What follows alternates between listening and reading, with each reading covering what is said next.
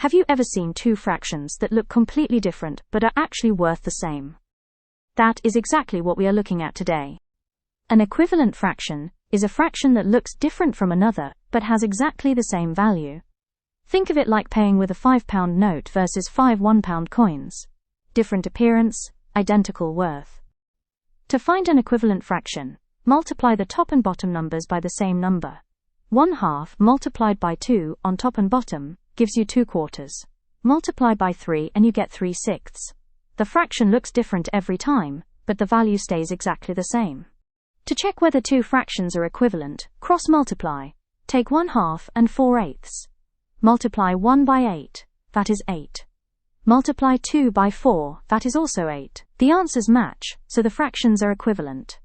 Imagine a cake cut into 4 slices. Eat 2 and you have had 2/4, which is exactly 1/2. Now cut that same cake into 8 slices and eat 4.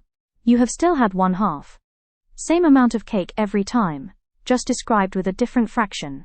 The most common mistake is multiplying the top and bottom by different numbers. If you multiply the top by 2 and the bottom by 3, you are not finding an equivalent fraction, you are creating a completely different one.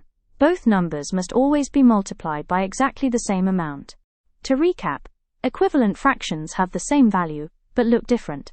To find one, multiply the top and bottom by the same number. To check, cross-multiply, and compare. Whatever you do to one side, do to the other. Next up, simplifying fractions explained. Thank you for watching.